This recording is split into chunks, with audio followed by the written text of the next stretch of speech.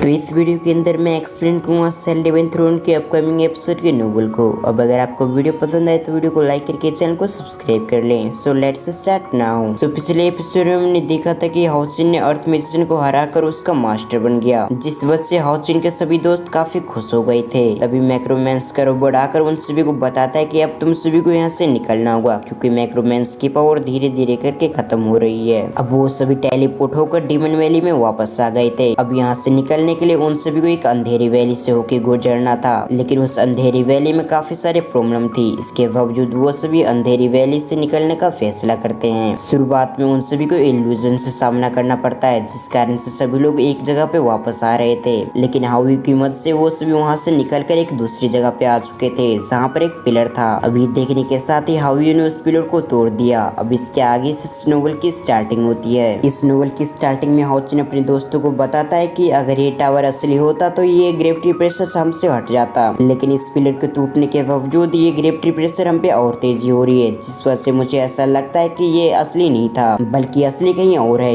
ये कहने के साथ ही वो अपने आसपास देखने लगता है। अब हाउचिन को अपने सामने एक बड़ा सा पिलर देखता है। तब उसे समझ में आ चुका था कि ये तो नकली है और उसके सामने जो है वो असली है, जिस वजह से हाउचिन अपने दोस्तों को बताता है असली टावर सामने है। ये कहने के साथ ही वो सामने की तरफ इशारा करता है। अब हाउचिन की नजरों को फॉलो करते हुए उन सभी की नजर अपने सामने जाती है, जहाँ पर एक बहुत बड़ा पिलर होता है। लेकिन अभी के समय उन्हें समझ में नहीं आ रहा था कि अब उन्हें क्या करना चाहिए, क्योंकि वो सभी तो अभी के लिए ग्रेविटी प्रेशर के नीचे दबे हुए थे। दूसरी तरफ हाउचिन अपने मन में कहता है, लगता है अब मुझे कुछ करना होगा। ये कहने के साथ ही वो आसपास देखने लगता है और इसके साथ ही साथ वो अपनी डिवाइन पावर को एक्टिवेट करने लग गया था। और कुछ समय के अंदर हाउचिन अपनी पावर की मदद से अपने दोस्तों और अपने आप को वहाँ से हटा लेता है। लेकिन अब इन लोगों के लिए प्रॉब्लम हो गई थी कि अभी ये लोग शांति से नहीं निकल सकते थे। अभी इन्हें कुछ भी करते हुए, इसे खत्म करते हुए आगे बढ़ना होगा, तभी वो जाकर यहाँ से एस्केप कर सकते थे। और इसके अलावा उन सभी के लिए एक और प्रॉब्लम हो गई थी, क्योंकि ये डीमन टावर एक्टिवेट हो गया था और इस डीमन टावर का नाम स्नेक डीमन है। अब अगले सीन में हम एक व्यक्ति को देखते हैं जिसने अभी के लिए एक लड़की को पकड़ रखा था, और वो लड़की बार बार चिल्ला रही थी कि मुझे छोड़ दो, मुझे सैक्रिफाइस मत करो। लेकिन दूसरी तरफ उसके जो सामने व्यक्ति था उसका शक्ल हमें सही से नहीं दिखाया जाता।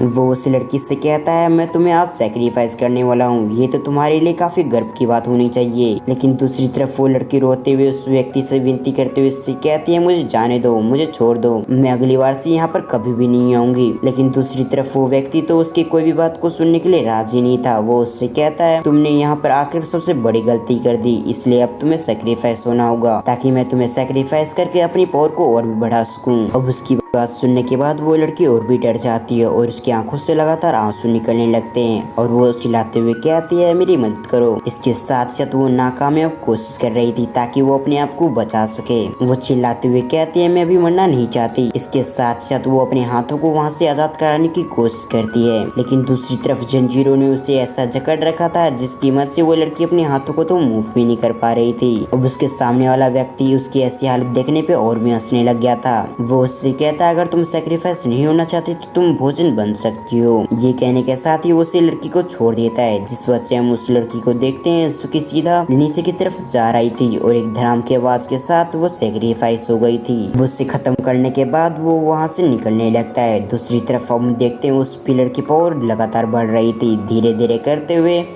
वो सभी पावर आसपास की एनर्जी के रूप में ले लेती है। अब स्नेक डीमन पिलर की पावर को बढ़ता देख वो व्यक्ति और भी खुश हो जाता है। वो अपने मन में कहता है, इसकी पावर मैंने काफी बढ़ा दिया है और मुझे और भी इंसानों की जरूरत है ताकि मैं इसकी पावर और भी बढ़ा सकूं। ये कहते हुए डीमन वहाँ से जाने लगता है। वो डीमन वहाँ से जाते हुए कहता है, मुझे उम्मीद नहीं थी कि यहाँ पर इतने सब कुछ हो जाने के बाद भी कोई यहाँ पर आने की हिम्मत करेगा, और ये मेरे लिए अच्छी बात है कि वो सभी इंसान यहाँ पर आए हैं ताकि मैं उन सभी को सैक्रिफाइस कर सकूं, और उन सभी इंसानों जो कि यहाँ पर आने की हिम्मत क्या है उन सभी को सैक्रिफाइस करके मैं इस पिलर की पावर को और भी बढ़ा दूंगा। ये सब कहते हुए वो डीमन काफी खुश हो गया था, क्योंकि उसने भी महसूस कर लिया था कि यहाँ पर और कोई नहीं बल्कि हाउचिन और हाउचिन के दोस्त आए हैं। लेकिन इन सभी की आइडेंटिटी के बारे में इसे कुछ भी नहीं पता। वो वहाँ से जाते हुए कहता है, मैं आ रहा हूँ इंसान। अब अगले सीन में हाउचिन और हाउचिन के दोस्त यहाँ से निकलने की कोशिश कर रहे थे। अब ये लोग स्किप कर पाते उससे पहले इन सभी के चारों तरफ एक बैरियर क्रिएट हो गया था। ये देखकर हाउचिन भी समझ चुका था कि यहाँ पर कोई डिमन आ रहा है, जिस वजह से वो अपने सभी दोस्तों से कहता है तुम सभी सावधान हो जाओ। लेकिन तभी उस डिमन किंग की पावर को महसूस करते हुए हाओचिन अपने दोस्तों से कहता है ये तो एक डिमन किंग है और हमने कई सारे डिमन किंग को पहले मार रखा है, इसलिए हमें घबराने की जरूरत नहीं है कि हम इसे संभाल नहीं सकेंगे, लेकिन फिर भी तुम सभी सावधान रहना। अब हाओचिन की बातों को मानते हुए वो सभी इसके लिए एग्री हो गए थे। तभी वहाँ पर कई सारे डिमंस आ जाते हैं। ये देखने के साथ ही सायर आगे जाने लगती है और उन सभी से कहती है इन सभी को मैं खुद संभाल लूंगी। ये कहने के साथ ही वो उन सभी पे अटैक करके उन्हें मारने लगती है और कुछ समय के अंदर सायर ने अकेले उन सभी को खत्म कर दिया था। सायर की खतरनाक पावर को देखने के बाद तो वो सभी हैरान हो जाते हैं, क्योंकि उन्हें उम्मीद नहीं था कि सायर इतनी जल्दी इन सभी को खत्म कर देगी। दूसरी तरफ हाओचिन जो कि आगे बढ़ रहा था वो इन सभी डिमंस पे ध्यान नहीं देता, बल्कि इन सभी के किंग पे यानी कि लीडर पे ध्यान देता है। वो जाने के साथ ही अपने दोनों स्वॉर्ड को निकाल लेता है, क्योंकि उसे भी समझ में आ चुका था कि ये जल्दी से जल्दी ये फाइट खत्म हो जाए, उन सभी के लिए यही बेहतर होगा। ये सब सोचने के साथ ही हाओचिन ने हाओयू को भी बुला लिया था ताकि उसकी मदद कर सके। अब वो दोनों मिलकर उन सभी डिमंस का सामना करने लगते हैं और कुछ समय के अंदर काफी सारे डिमंस को खत्म कर देते हैं। तभी अचानक से इन सभी का लीडर वहाँ पर आ जाता है, जो कि हाओचिन को देखते हुए उससे कहता है चलो अब तुम यहाँ पर आ ही चुके हो तो तुम सभी मरने के लिए तैयार हो जाओ। अब उसकी बातों पे ध्यान देते हुए हाओचिन उसी तरफ देखने लगता है। उसे समझ में आ चुका था कि ये इन सभी का लीडर है।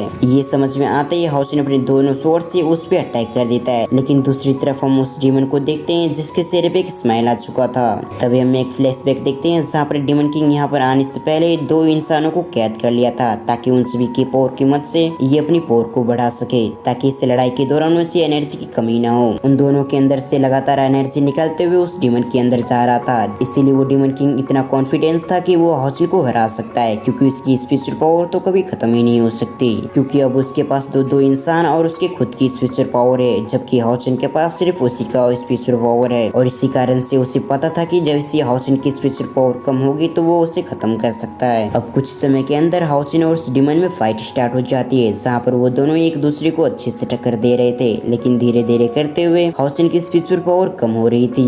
ये देखते हुए हाओचिन अपने मन में कहता है मेरी स्पेशल पावर लड़ाई की वजह से कम हो रही है, लेकिन इस डिमन किंग की स्पेशल पावर खत्म होने की जगह बढ़ रही है, यहाँ पर होना हो कुछ गड़बड़ है। ये सब सोचते हुए हाओचिन आसपास देखने लगता है, लेकिन उसे समझ में नहीं आ रहा था। लेकिन कुछ समय ऐसी फाइट करने के दौरान हाओचिन की नजर भी उन दोनों जोड़े पे पड़ जाती है, जहाँ पर हाओचिन अपने मन में कहता है लगता है इन दोनों की स्पेशल पावर इस डिमन के अंदर जा रही है। ये समझते ही हाओचिन को समझ में आ चुका था कि अब उससे क्या करना चाहिए। उसे सबसे पहले इन दोनों को छुड़ाना होगा, ताकि इन दोनों की स्पेशल पावर इस डिमन के अंदर ना जाए, और इसी तरह हाओचिन इस डिमन किंग को हरा सकता था। ये समझ में आते ही हाओचिन जल्दी से उनकी तरफ बढ़ जाता है, ताकि उन दोनों को आजाद करा सके। दूसरी तरफ हाओचिन की इस मूव के बारे में डिमन किंग को कुछ भी नहीं पता था, इसीलिए जब हाओचिन वहाँ से मूव करता है तो उसे समझ में नहीं आ रहा था कि आखिर हाओचिन यहाँ से कैसे चला गया। जब डिमन किंग की नजर वहाँ जाती है जहाँ पर हाओचिन जा रहा है, तो वो सब समझ जाता है कि ये जरूर उन दोनों को बचाने जा रहा है, ताकि मुझे उन दोनों से स्पेशल पावर ना मिल सके, और इसी कारण से वो लड़का मुझे हरा सकता है। अब इसी थॉट के साथ उसकी पूरी बॉडी स्टंट हो गई थी। वो समझ चुका था कि जल्द से जल्द उसे रोकना होगा। दूसरी तरफ हाओचिन सभी डिमंस को खत्म करते हुए उन दोनों की तरफ बढ़ रहा था, ताकि उन दोनों को वहाँ से रेस्क्यू करवा सके, और इसमें मदद कर रही थी सायर, जो कि आने वाले डिमंस को खत्म करते हुए हाओचिन को जगह दे रही थी, ताकि वो उन दोनों को बचा सके। तभी हम एक फ्लैशबैक देखते हैं जहाँ पर सायर ने पूछा था आखिर तुम मुझे हर प्रॉब्लम में क्यों फंसाते हो, क्योंकि तुम्हारी वजह से मैं हमेशा प्रॉब्लम में रहती हूँ। और इसके साथ साथ सायर ने ये भी पूछा था आखिर तुम इन दोनों को क्यों बचाना चाहते हो। तो हाओचिन ने कहा था कि मैं इन दोनों को बचाना चाहता हूँ, क्योंकि मैं किसी को मरते हुए नहीं देख सकता। इसके साथ साथ मैं सभी डिमंस को खत्म करना चाहता हूँ। अब दूसरी तरफ सायर भी उसकी बातों से इम्प्रेस हो जाती है, इसीलिए वो कहती है मैं आज तुम्हारी मदद करूंगी, क्योंकि मुझे भी यहाँ से निकलना है। ये कहने के साथ ही वो हमारा फ्लैशबैक यहाँ पर एंड हो जाता है। दूसरी तरफ हम हाओचिन को देखते हैं, जो कि अब उन दोनों की तरफ आ चुका था, और आने के साथ ही अपनी स्वॉर्ड से दो स्लैश अटैक करता है। अब ये स्लैश अटैक छोटे मोटे नहीं बल्कि बहुत पावरफुल थे, और इस कारण से उनके हाथों से वो जंजीरें हट जाती है। तभी हम देखते हैं उन दोनों इंसानों को जो कि नीचे गिर रहे थे।